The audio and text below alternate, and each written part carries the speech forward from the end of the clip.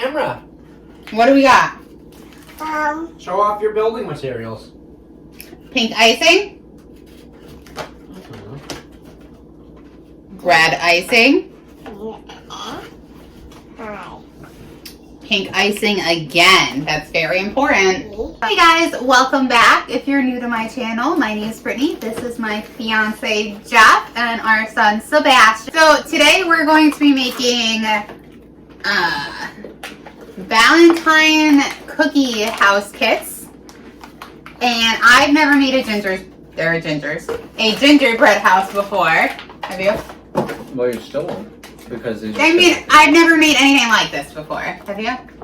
I've built a few hundred of them. Oh, okay. No, I've never made them before. And while we're making these, I'm also going to tell you guys about Cupid.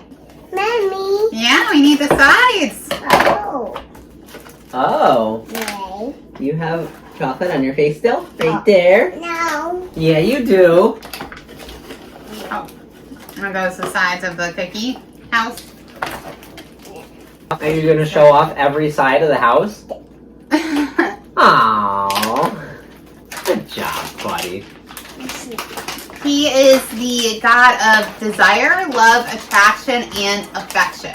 And he is often portrayed with his mother being Venus with no clear father. Whose team do you want to be on? He's on yours. You pick the side. We gotta wait. We gotta do one house one side at a time, buddy. Yeah. Tastes like a sugar cookie. No, you try that.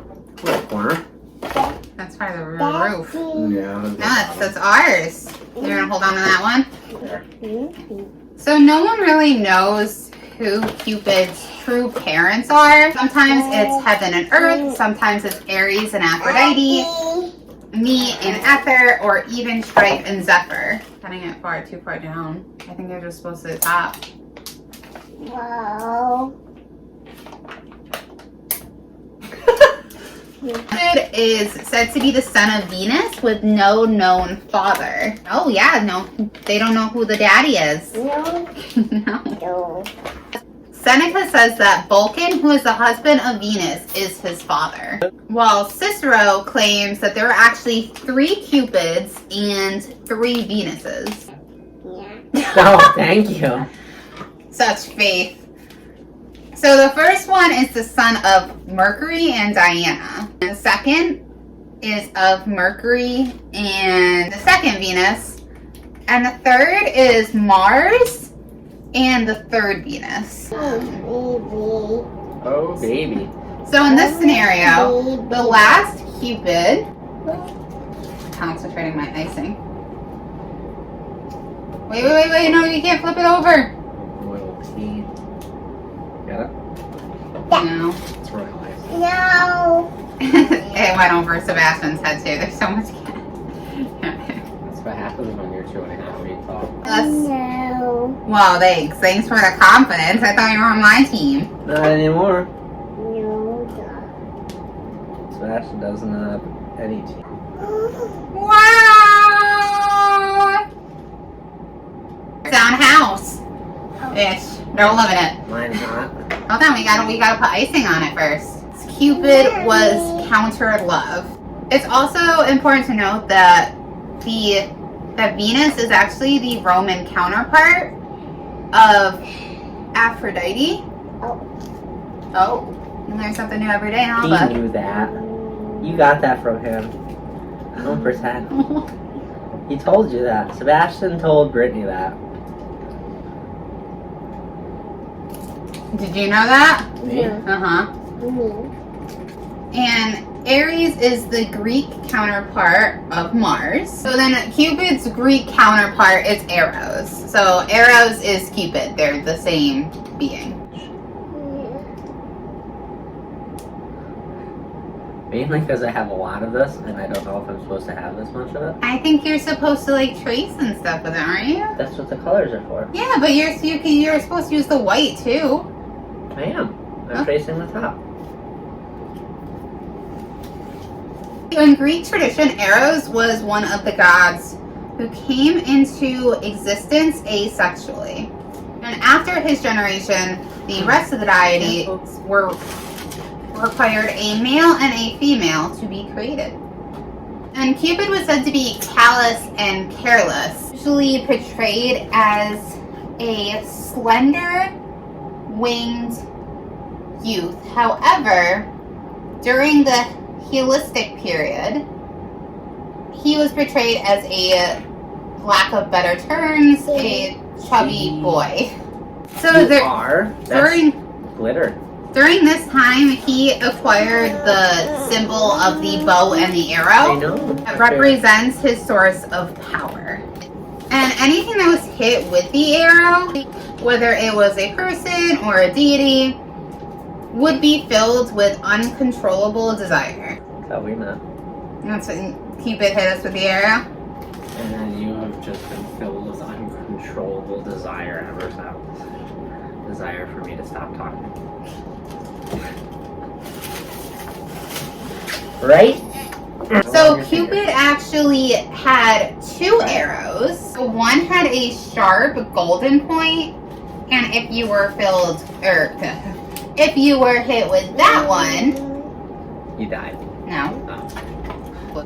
Then you would be filled with uncontrollable desire. The other one had a blunt lead tip, and That one sounds a little more deadly. that one sounds painful. And if you were hit with that one, it would basically do the opposite. You wouldn't really want to be with that person.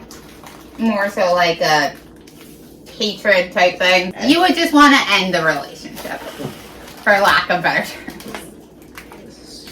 So it would make you want to be in a relationship that you didn't want to be in? No, it would.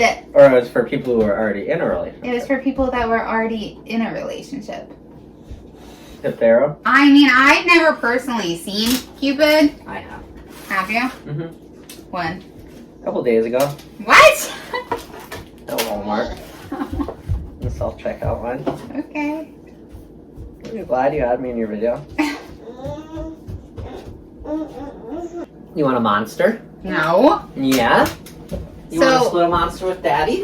One story actually has Apollo making fun of Cupid. That he is better at archery than Cupid.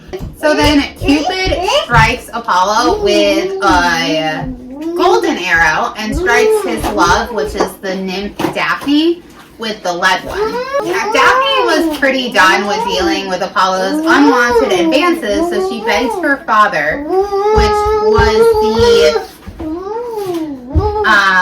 river god Peneus, to change her form. So he actually turned her into a laurel, which was Apollo's sacred tree. Another tale, the childlike god is stung by bees, and when he steals honey from their hive, he runs to his mother Venus, saying that a small creature shouldn't cause such painful wounds.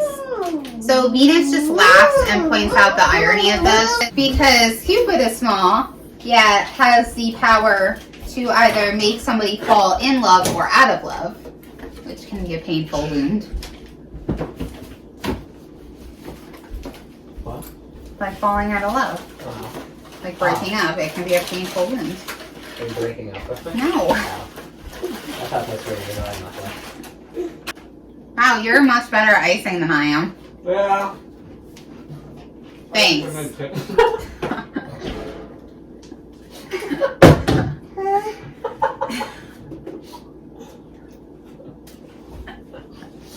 A whole pun on the top. No, you like this. It's so much better than mine on the side. I'm trying to do it like you weld. Apparently it's working.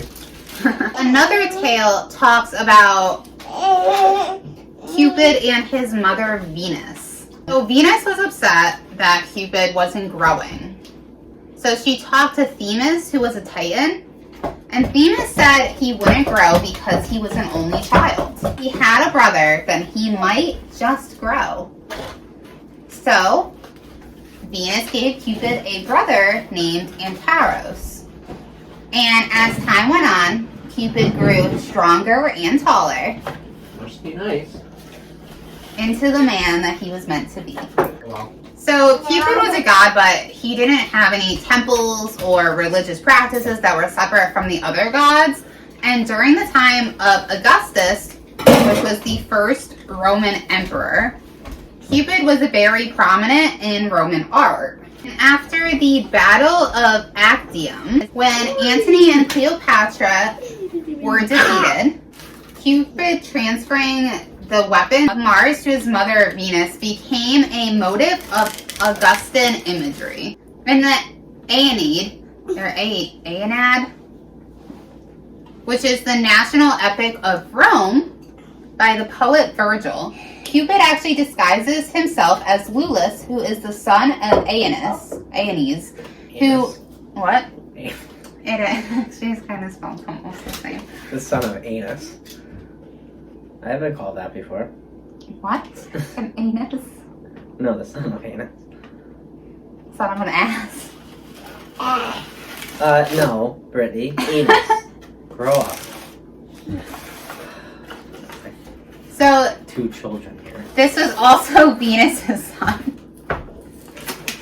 And in this form, he convinces Queen Dido of Carthage to fall in love with the hero. She gives safe harbor to Aeneas. Always give safe harbor to your anus. You never want to be... What did you just do? Did you wipe out on set? You're That's lucky you're behind the off camera. Yeah, but well, I guess it's, yeah. Well, And this in isn't good. this form, disguises himself as Lullus, the son of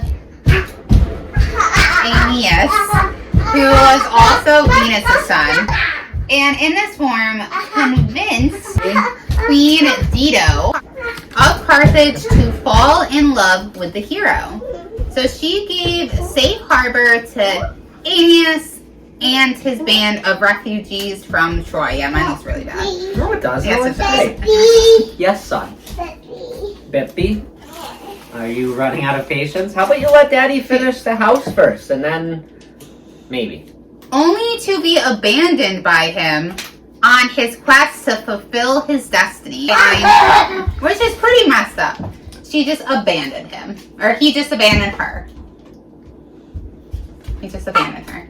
You're not saying anything. I am so focused on my home. Yeah, this is about Cupid. Yeah, this is about my home building skills and proving my worth. So, Got some icing? Lullus became the mythical founder of the Julian family, which Julius Caesar came from. Augustus, who was Caesar's heir, honored a great-grandson who had died as a child. Yes, honey? Yes, honey. Mommy's doing a really bad job with her house. No, she's not. Huh? No. So he had him portrayed as Cupid. Wow, wow, wow. I like it. I like it a lot. So he dedicated one at the Temple of Yay. Venus on the Capitoline Hill. And he kept the other one in his bedroom, where he kissed it at night, which I think is a little weird. The most well-known legend of Cupid is the legend of Cupid and Psyche. So there was a king with 3 beautiful daughters. Oh wow, this is not going good. It's going great. Mine's crooked as hell. What? What is that? It's the other icing thing. I know, but what is it? Pink. Well, what are you just outlining? I was trying to, but it didn't work out like that. I'm gonna build a chimney from stone. You do that.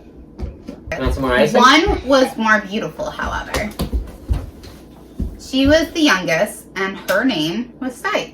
So she was so beautiful that people started looking at her and thinking of love rather than thinking of Venus as a symbol of love. So this in turn made Venus very jealous. So this icing must have a very high sugar content because he only has like 3 little finger dabs. She asked Cupid to shoot Psyche with an arrow and make her fall in love with a monster.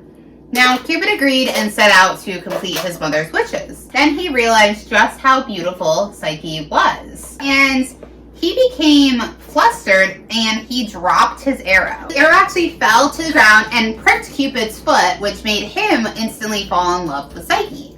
And some time went by and Psyche's parents became concerned that no one had asked her to marry her, or asked them to marry her. So they visited an oracle who said that their daughter was destined to marry a monster. So they were to take her to the top of a mountain and let fate take its course. Yeah, it's pretty messed up. Like, go leave your daughter out at the top of a mountain by herself and wait for this monster to come and meet her. That's fate, baby. Baby. Baby. Oh, Daddy waited too long and now it's... Oh, I didn't think of that. Me either. I thought that it would just still take to it. Oh, it's still fine. So they did as the oracle said and took their daughter to the top of a mountain and left her there alone.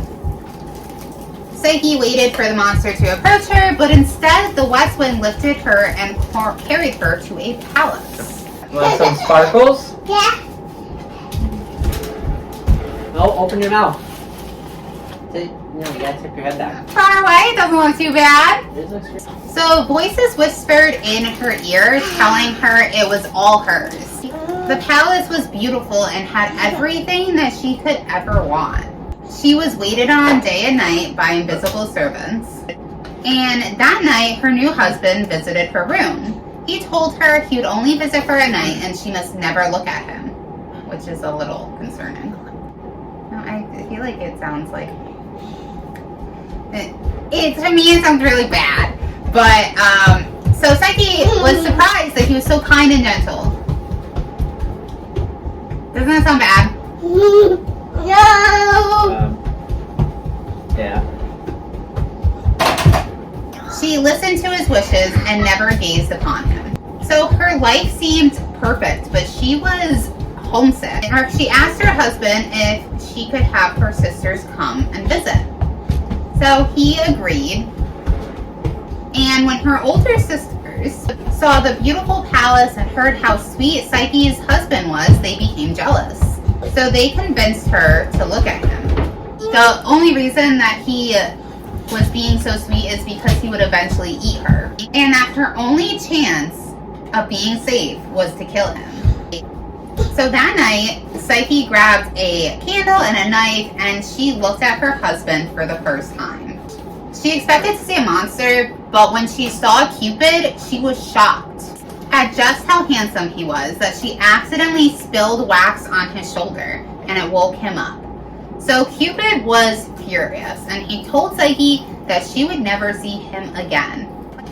I'm not really quite sure why he didn't want her to look at him. No, it says that he was very handsome. She was compelled to say that. Okay. So then he disappeared in a puff of smoke. And Psyche was alone once again. So she told her sisters what had happened and they pretended to comfort her. But then they headed up the mountain and hoped that they could take her place. Yeah, great family. But the palace was gone, so they didn't get what they wanted.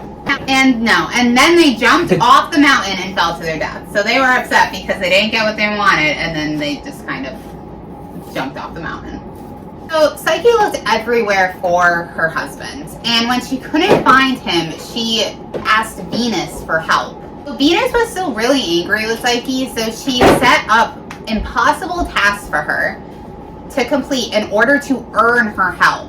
Cupid found out what his mother was doing and asked Jupiter to put a stop to it. Some at this point say that they were officially married, while others say that that never happened. They did have a daughter together named Voluptuous. It said that in the 1991 Disney's Beauty and the Beast was actually inspired by the tale of Cupid and Psyche. It's in a square house like that. It's a tiny house. Oh. Yeah.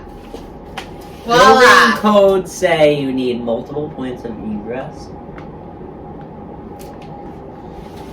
What? Building code said you need multiple points of egress. That's what windows are for. No. Those windows aren't the code. They're too small. Well, the door's pretty small.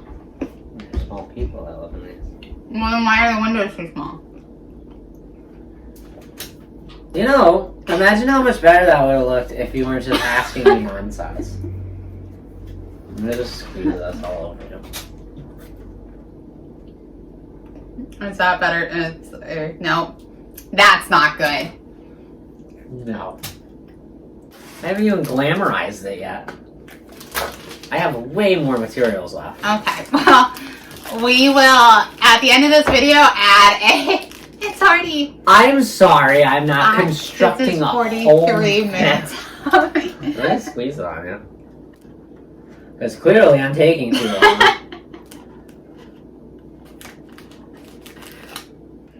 Jeff is a perfectionist. And you can see where it gets me. Nowhere. That's not true. Oh, it's not sticking. No, I don't think there's enough icing to hold this in. Excuse me. Is that mine? Hand it back over. just You need- have limited material. I just needed a little bit. Sharing is caring. Not here. Yes. This is a build off. What? It looks like that's not good. Oh my gosh! I was like, that is like blood dripping. What a good idea. I'll make this whole side. Mine is like a cute Valentine's Day one, and Jeff over here is like a murder house. Why is mine a murder house? It looks like I'm not done. I have to add the accents of the blood dripping out the window. Yes, I do. I did an okay job. You did a great job Thanks. for a beginner. I am a beginner. This is my first one. I thought you said you don't like the way that tastes. I don't, but I feel compelled to eat it as I'm putting it on. Why? I don't know. Does that look better? They should give pink sprinkles too. I can't put those on. What are you doing? That's catching it. See?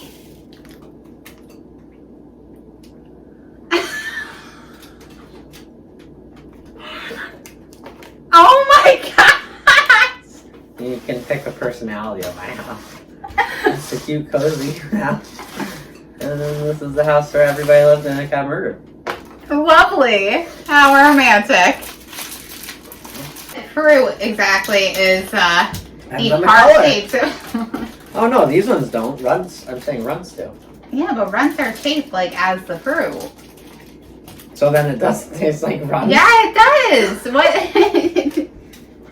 Come here, Butter. Come here. Butter, you did a phenomenal job of building this house.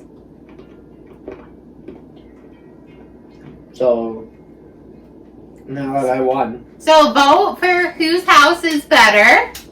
Mine or Jeff's. mine. So vote in the comments down below. And like this video. Make sure to hit that subscribe button. And until next time, I love you guys. Bye. I love you guys too.